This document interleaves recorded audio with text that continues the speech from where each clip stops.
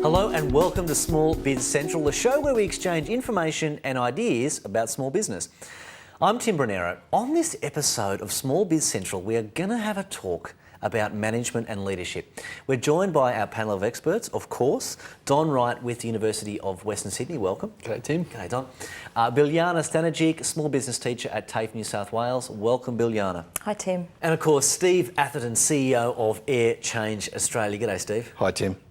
Okay, let's meet our first small business.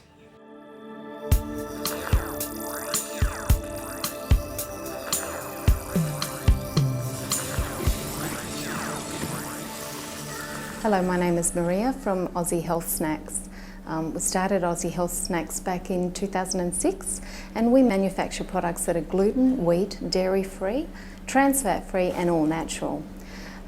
The reason behind starting the actual business was I've always had an interest in health and nutrition, and we believe that we can actually source all the ingredients, all the nutritional values that we require from natural products. It was originally a small cottage kitchen in North Queensland, Kuranda. Both Vince and I, my husband, we saw an opportunity in bringing the business to Sydney to have a broader reach of the community. And we saw opportunity in building on the existing brand. When we originally bought the business, there was only 3 bars. Since then, we've expanded the range from our Kuranda peanut range of health bars through to our peanut-free range, our children's bars, and our gluten-free muesli. We've been very proud in the products that we have produced, and that's why we have a very hands-on focus on making our product. Our distribution channels are through health food stores, pharmacies and independents and specialty stores. We've also managed as a small company to expand into the export market. We are currently exporting to Singapore, Hong Kong and China. Our involvement in the business is quite broad, from just doing things in the office right through to the production area, which means hairnets on, aprons, and getting involved in the actual working with the raw ingredients, making the product, working with the staff to ensure that all the processes are met within a certain time frame and to ensure that everything is done in the right way. So one of the challenges we've found as a small organisation is we do use casual staff, and unfortunately sometimes casual staff do leave, which means that we have to take on new staff and retrain. Well, my background has always been in admin and finance in the corporate world, so I've been able to bring those skill sets to the existing business. And with my husband Vince, he's had over 20 years experience in fast moving consumer goods in sales and marketing and stock control. The marketing approach that we've decided to take for our business has been very much grassroots, and the rationale behind that is because originally the products were actually sold through local markets. Although it's been very hard, it's helped to solidify our foundation as a business. So we've found that what's worked for Aussie Health Snacks is to get down to the consumer level and talk to and educate consumers on our product. A lot of our success has been through sampling, basically allowing people to try our product, to try different products, to see what they like and what tastes good and what feels good for them.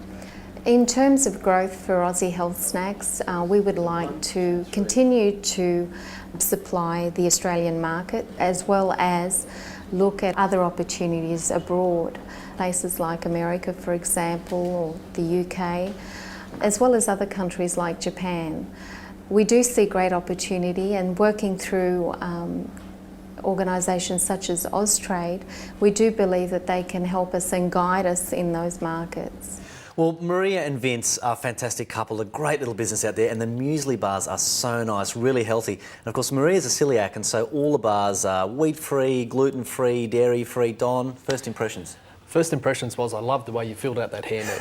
It's fantastic. It's very hard to make it look sexy. I tried to sort of bring it to the side a bit like a beret. Yeah. I don't know if it worked. No, very impressive. No, but really, what a great little business. Very passionate, obviously, and they've brought it really from the grassroots up. So, yeah, really impressed with that. I think it's, in terms of their approach and being so hands-on, maybe a bit of a double-edged sword. I'm a little bit worried that maybe they're struggling to step away a little bit and hand over some responsibility to their staff. They've got big aspirations for the business, so I think that is going to be a little bit of an issue for them down the road. Biljana? I see great opportunity with this business. So far, they could go so far in that business. They really need to step back, as Don said, and spend more time working on the business rather than in the business, and start using their and building a really strong team of their staff members to take on a lot of those day-to-day responsibilities to achieve the production side, and for them to really focus on where next to take that business. But lots of opportunity there. Steve Atherton, you've got a little bit of an inside run here because, of course, they source these products in the Atherton tableland. So you're a little bit ahead of us. So what are your first impressions? Look, it looks like a sensational business. It's got some very good, unique selling propositions about what they do. They're in a very good part of the market that's got unique selling propositions. They need to work on that process. It is that sort of health food, isn't it? It is in that health food, and they've got a great niche with some things that they can put into the market that others aren't in. So that's wonderful. The processes that they're using in their factory may need some work. They need to better define those processes so that, from a training point of view, they can pass on skills to other people. And with the stronger team, as was discussed earlier, with the stronger team sort of approach, they should be able to get their production area sorted out. Don, you're a big believer that if you give every staff member an opportunity to step up into a different role and to take on more responsibility, that, say, 1 in 5 will be up for it. Yeah, absolutely. I've found in managing teams, there's always someone that's ready to step up. There's always someone in the group who's ready for more responsibility, ready for that extra challenge. So yeah, I'd be trying to maybe rotate some of those staff members through some different positions and try and spot the people that really have the capacity to be moved up higher in the organisation. Biljana, they talked about training there, but why aren't they getting some of their existing staff to do that training rather than having to stop every time they get a new staff member and train them themselves? And it's the same with, say, for example, professionals, when they bring them into the business, bookkeepers, accountants, lawyers. Shouldn't they be including their staff in that so that they can take responsibility ultimately for those areas? Absolutely, and I think that's one of the biggest challenges with running your own business, because it is your baby and you want to hold on to every little part of that business, and you need to start stepping back and letting go and utilising the skills and the knowledge of your staff members. They do it on a day-to-day basis. They probably know it better than anybody else, and by giving them the opportunity to train others or empowering them with a little bit of responsibility with defined roles and key objectives or key targets, they will step up and they'll be able to train new staff members so they can focus on something else. There are lots of opportunities. Okay, well, Maria's got a question for us. Let's have a listen.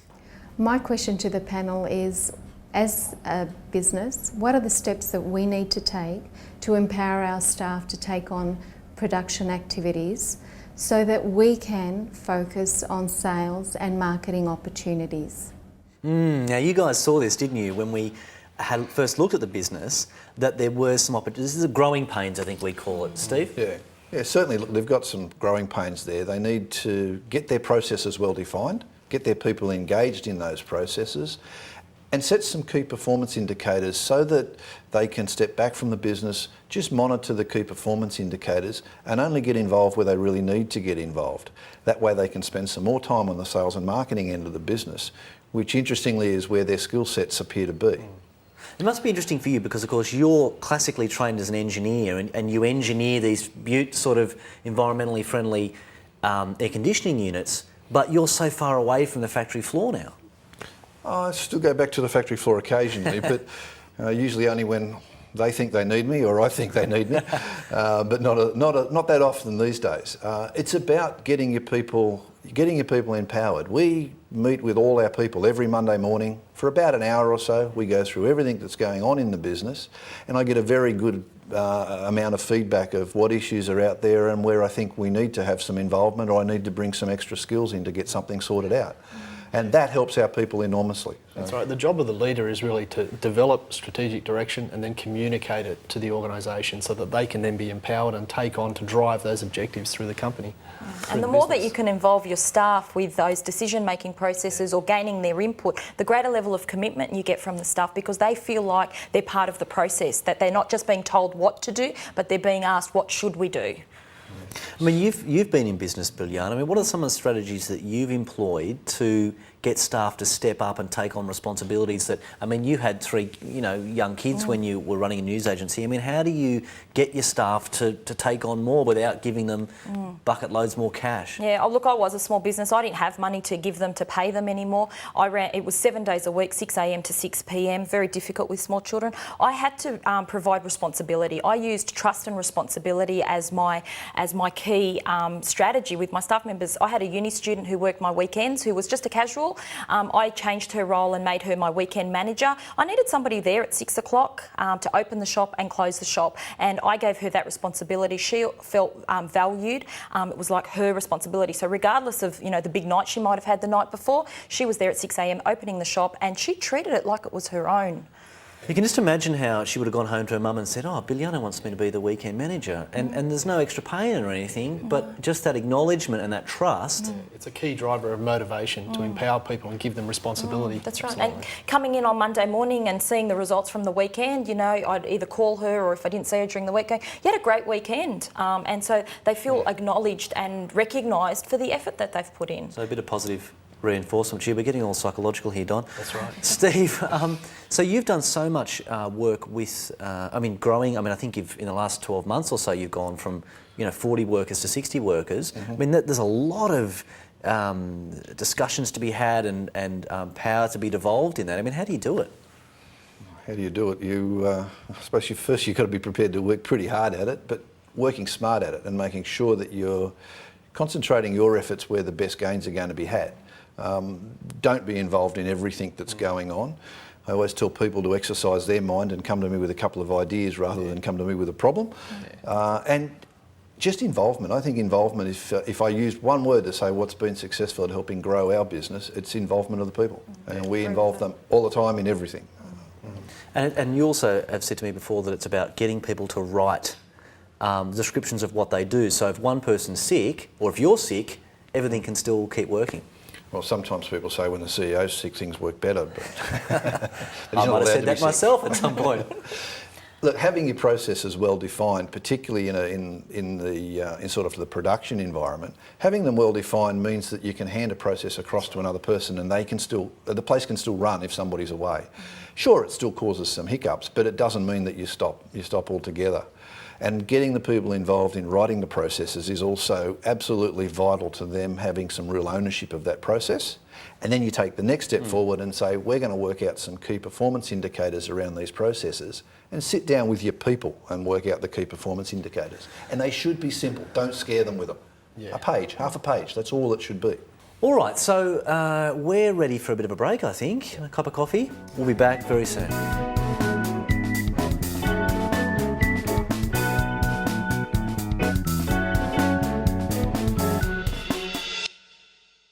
Welcome back. Let's meet our second business.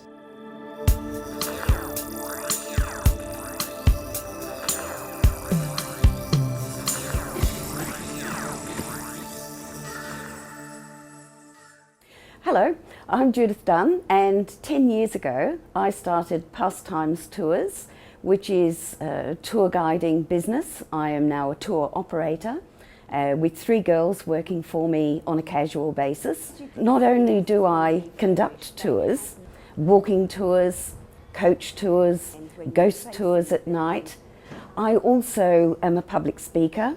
So I go out to many different venues during the day, to Probus clubs, view clubs and so on, promoting my business. And I am also a historian, and as an author I've written 6 books. So all of these parts of my business are drawn together through a historical background.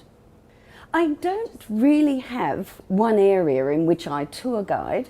If someone contacts me and says, can you conduct a tour of, I say yes and worry about it after I put the phone down, which is probably a bit of a crazy way to conduct my business. But that's probably one of the parts that I love, that every day is a new day. Looking back now, I'm really frightened at how I started. How on earth am I still here? Because I had never been in business before. And so my business plan was probably mainly in my head. And I look back now and think, did I give good service on those first few tours that I conducted and the first speaking engagements that I fulfilled? But I guess I did in a way, because I'm still being asked back.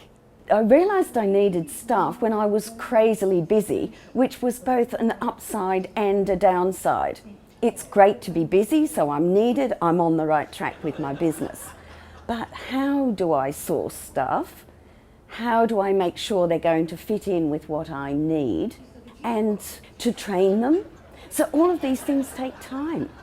I was perfectly positioned, I realised, because I'm a TAFE trainer. I could look at my class and see who had real potential there, offer them time on my coaches to see if it was the type of work they'd like to do, because there are many areas of tourism.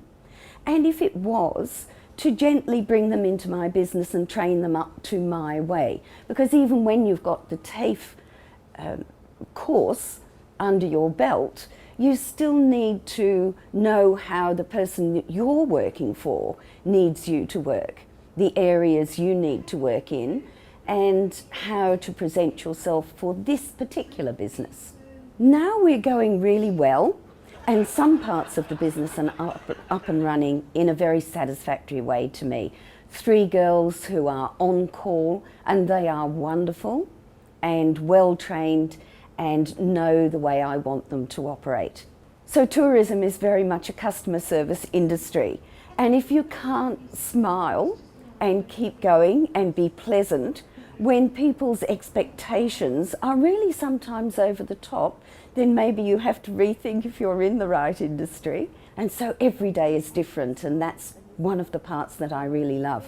Well, Judith is just fantastic, and she gets dressed up in the period costume. She does all kinds of tours. She's at the Female Orphan School out at the Parramatta campus of the University of Western Sydney. It's actually the oldest 3-storey building in Australia. She does tours of Parramatta Jail. She does ghost tours.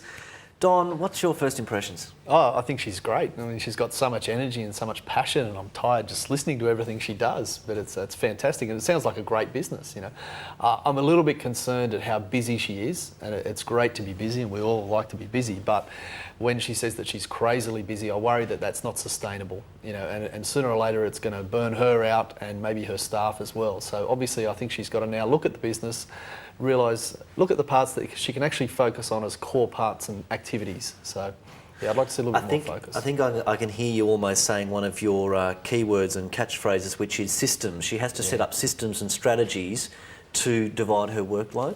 Yeah, definitely. I think she really needs to look at what she wants to achieve in the business and the direction she wants to go and what steps that she needs to undertake to get there, and start to think about what people or what skills she needs to bring in order to get the business operating efficiently, so that she's not so crazy busy, so that she focuses on what she does best, which is out there in the front line, undertaking the tours and having a really good support structure behind her to do the back end planning and organising for her tours. All this stuff, she's so busy and she doesn't even have a website. Is that a mistake, Steve? Should she have a website? She might be more crazy busy with a website, perhaps. Look, I think a website's absolutely essential these days for any business that's up and growing. She needs to look at her processes. I think, as was mentioned earlier, she needs to work out what things she should be doing, and certainly she's an out in the frontline type person. It's interesting, the 3 that she's employed are also coming through the same tourism group, and her business is probably struggling at what I'd call the back end in terms of administration and in terms of organisation. That seems to be where she's struggling, because I'm sure at the end of one of those tours she has to go back and handle all the paperwork and do the things that are not in her key skill set. Yeah. So she needs to think about the bookkeeping, the administration, maybe do a time map of her week to work out what tasks she can outsource. Maybe one of the 3 women that she's got doing tours for her can take up the slack in that area. I know that one of the worst tasks, having been in business myself, is chasing invoices for more than one reason. You know, it takes you so long and it takes so much time, you don't feel like that's your job. But look, Steve, you're a leader. You lead 60 people in business, and their jobs, depend on you and your team. How much is a factor is sort of communication and motivation and sort of positiveness? How do you instill that in your staff? How do we instill it? I think a positive and a can-do attitude. Can do, will do, and have done are probably the words I use. You've got to get out there and really push the boundaries of what we can do and make sure that we deliver and deliver very well. Get the team together, make sure the team are together regularly, and the team are working as a cohesive team. Absolutely essential in trying to grow a business and bringing your people along with you as you do so. I love your weekly meetings. I think that really, gives everyone a focal point for how everyone's going and a bit of a report back. All right, so Judith's got a question for us. Let's have a listen. So my question to the panel is, how do I source staff that can assist me with my office work, that can assist me with time management? How do I also find the time to get them trained into the way that I need? Because until they're ready, it's also going to eat into my time. And how do I know when the right time is for me financially to take on office staff? So Don, what does Judith need to do? Is it a matter of her stumping up some money, some cash, and getting a recruiter to find exactly the person she needs, or where does she go? That's certainly one option. I don't think that's maybe necessary at this point. I'd like to see her maybe exploit her network. She talked about drawing her staff from TAFE because she teaches tourism. Maybe she could talk to someone like Biljana, who knows business students or that could move into those administrative type roles. There's other options. The University of Western Sydney has a careers and cooperative education program where you can get a student for a short period, 4 weeks or 12 weeks, and try them under an internship or a traineeship. So maybe look at some of those other options instead of going out to pay someone some money straight off.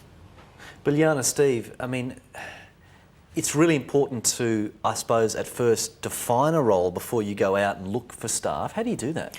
You have to look at your business. You have to identify the needs of your business and identify the roles that you need.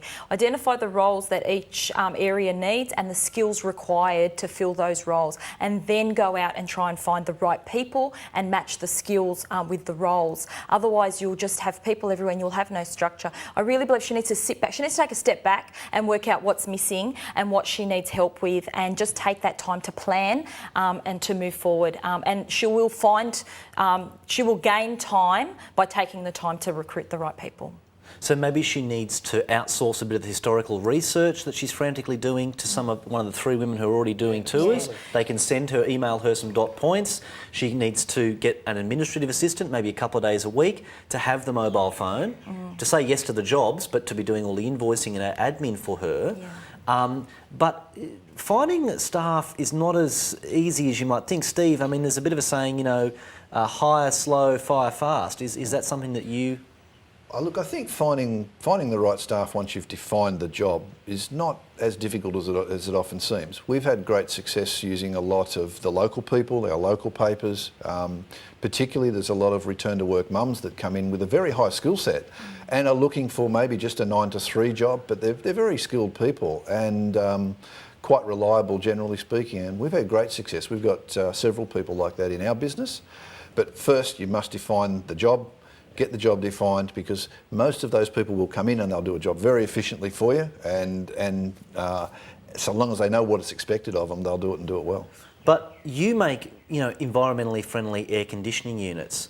Now that you're bigger, you've got 60 staff now, is there a point where you are now saying no to jobs? Because it seems to me that Judith can't say no. Look, when you first start out, I think every job seems like a good job. But as time goes on and you've developed some structure to your business, there are some things that you're very good at and you should do those to the best of your ability. But there are also some jobs that you've got to be prepared to say no, and you've got to be prepared to walk away at times.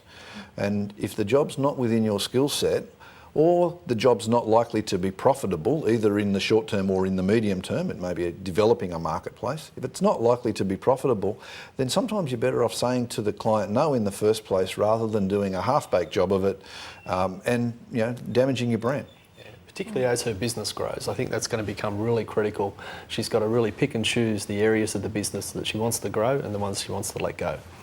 That's probably the hardest thing in small business is saying no or saying not yet because you want to take it all on because you want to grow. But she has to have the plan and the structure and the systems in place in order to move forward. Otherwise, she's going to have lots of clients and not do a good job equally across all the clients. In a question there, she asked about when is the financial time right. I mean, how do you know when your cash flow is that a gut thing? No, I don't think it's a gut thing. I think it needs some careful analysis. You need to look at the numbers and you need to decide at what point, you plug the numbers in and work out when you can take someone on. And by delegating some responsibility, maybe that can free her up to take on some more work so she can earn some more revenue. But I don't think it's a gut feel thing. I think it's something that needs to be planned and worked through. She needs to work out, is her time better spent in chasing new work and taking on new clients rather than doing the other things, and if it pays to pay somebody, then she's better off going and making more money with new tours. Getting a bookkeeper, getting some administrative assistance. And I think as she puts that structure into her business, I think she'll be able to do that, and she'll be able to see when it's time to add some more resources to it. Because once if you want the administrative function is inhibiting the growth, like inhibiting her ability to get out there and do the tours and things, then it's time. Well, thanks so much, guys, for being part of the show and giving us your pearls of wisdom. So let's just recap this episode. Communicate to your staff a clear strategic direction and an action plan showing how you want it achieved. Empower and motivate staff to step up to increase responsibility and help them measure their progress with tools like key performance indicators. Define processes and get staff involved in developing procedures. Allow yourself to step back from the business and delegate so you can concentrate on working on the business, not in the business. Good leaders blend self-confidence with enthusiasm, vision, communication skills, and a good understanding of their business. And of course, a big thank you to the businesses that have been on the show. Of course, have a go at our website. There's some fantastic resources there, www.smallbizcentral.com.au. We've got a very special treat though before we go. Some snacks from Aussie Snacks. Have a look and enjoy. Thanks for joining us. See you next time.